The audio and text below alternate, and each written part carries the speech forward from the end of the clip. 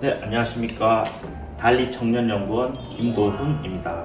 저와 함께 이 기회에 읽어본 해세 시리즈 3탄. 오늘의 책은 바로 이 해세 책 중에서 가장 유명하다고도 할 수 있는 이 데미안입니다.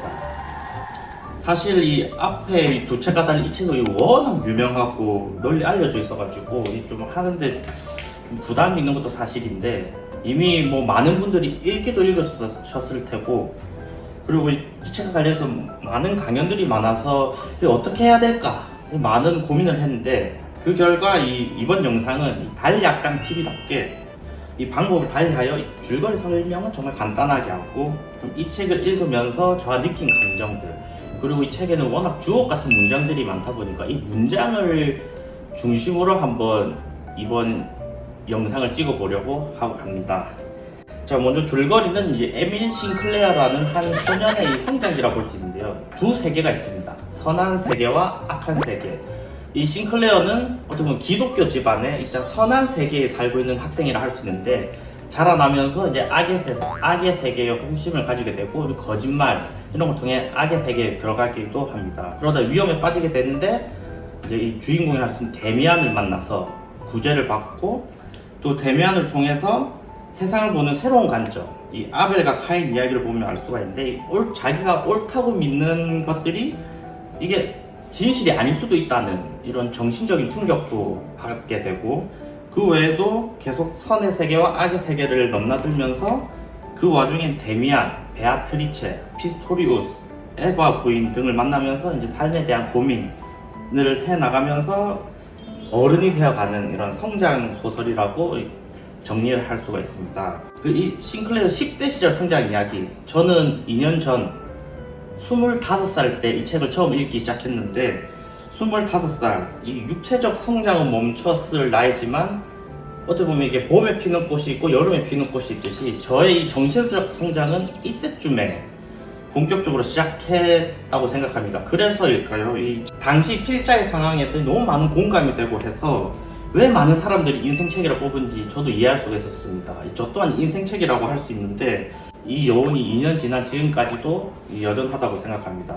특히나 이 많고 많은 문장 중에서 저의 가슴을 후벼 팠던 문장이 바로 이 가장 유명한 명문장이라 할 수 있죠. 새는 알에서 나오기 위해 투쟁한다. 알은 세계다. 태어나려는 자는 하나의 세계를 깨트려야 한다. 이 스스로 좀 깨고 싶은 알들이 많아서 그럴까, 정말 제 안에 욕망을 일깨워주는 문장이라 할 수 있는데요. 이 싱클레어도 이 선의 세계에 있다 보니까 이 외부로 나가기를 힘들어했는데, 저 또한 좀 생각은 많은데 이게 머뭇머뭇 좀 나가기가 쉽지가 않았습니다.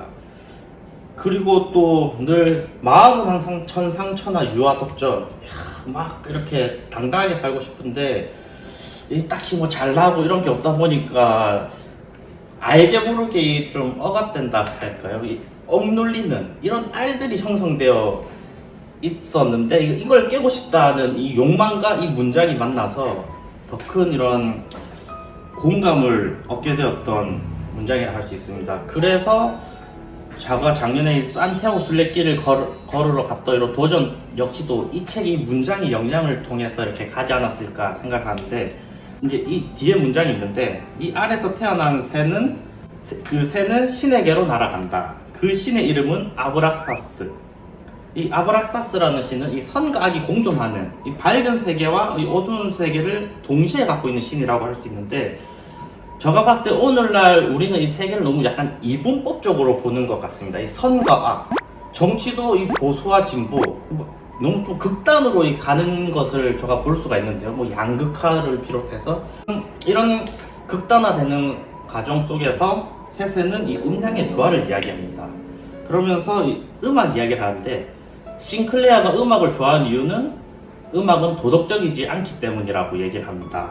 아주 절대적인 한 인간이 천국과 지옥을 흔들고 있다고 느껴지는 그런 음악을 좋아한다고 하면서, 이 음악을 좋아하는 이유가 이 선과 악이 공존하고 있기 때문이다 라는 말을 하고, 또 사랑 이야기 하는데, 사랑 역시도 동물적인 어두운 충동이거나 베아트리체처럼 경건한 숭배 감정이 아닌, 사랑은 그 둘 다이며 또 훨씬 그 이상이었다. 사랑은 천사상이며 사탄이고 인간과 동물, 지고의 선이자 극단적 악이었다.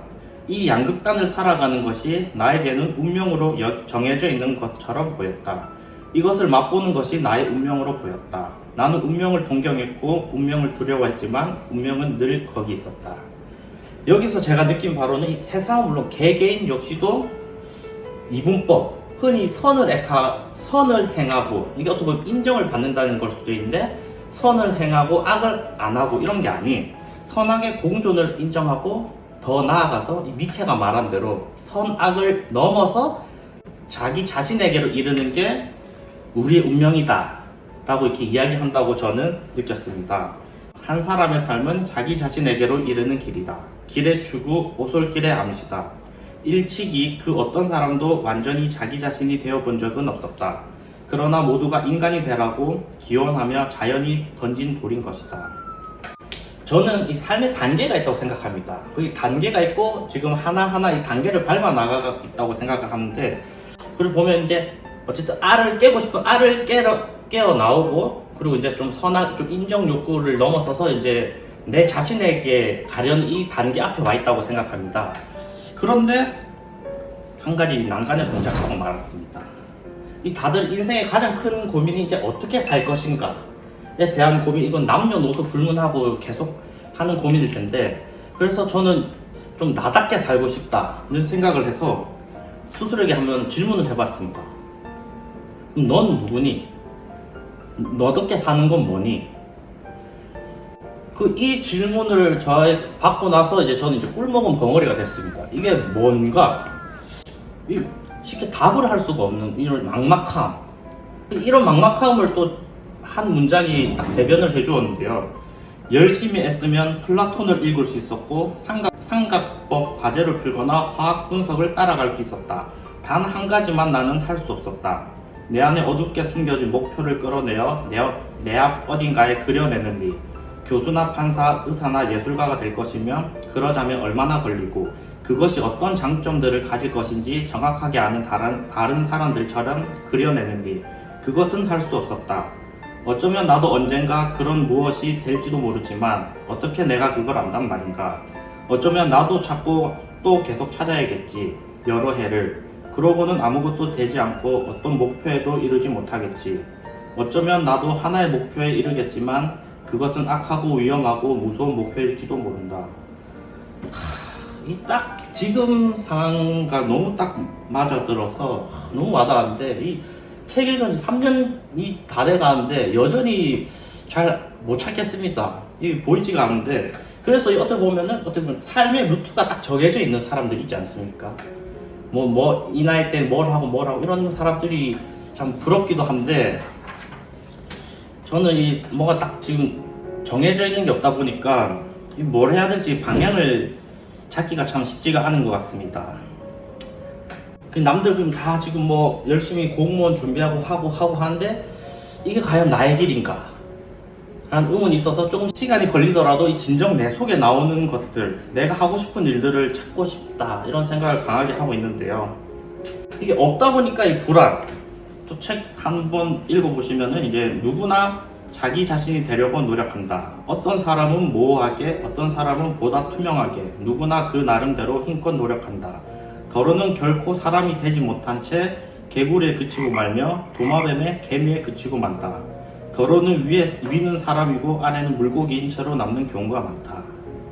현재 느끼는 불안이, 나는 나로 꽃피우고 싶지만 이게 완성이 안 돼서, 이 말처럼 머리는 물고기인데 다리만 인간인, 이런 게 되지 않을까, 어떻게 보면 나고 되지 않을까, 이런 불안이 또 존재하기도 하는데, 이 미래가 불확실하다 보니까 끊임없이 방황의 길에서 호적되고 있다고 지금 생각을 합니다.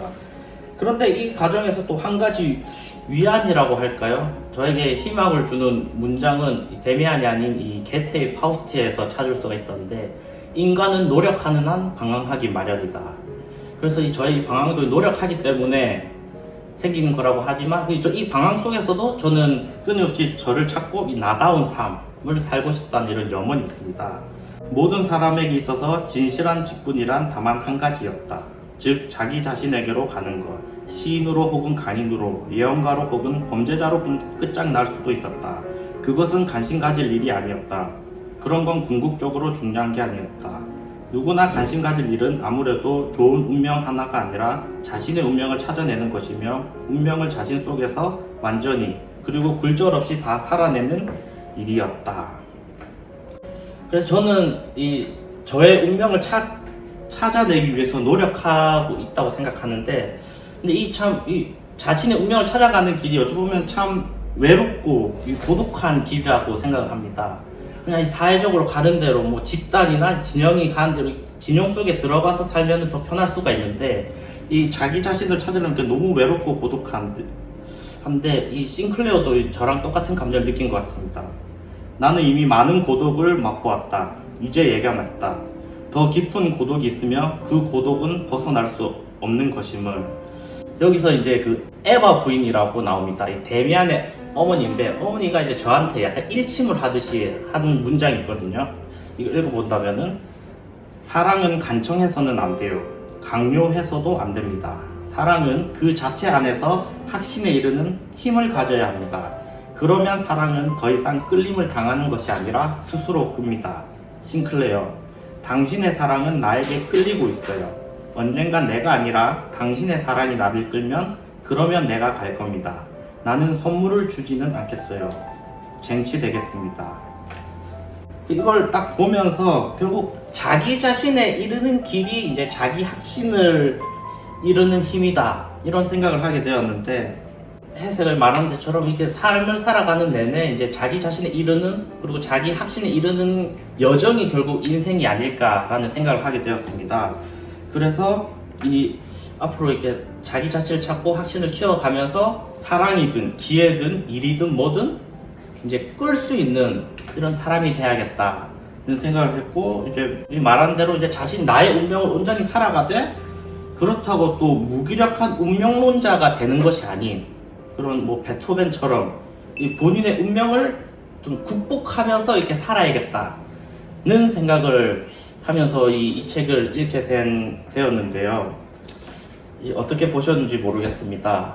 한번 이 기회에 한번 데미안 한번 읽어봐 주시고, 또 이 댓글로 이렇게 또 남겨주시면은 참 좋을 것 같습니다.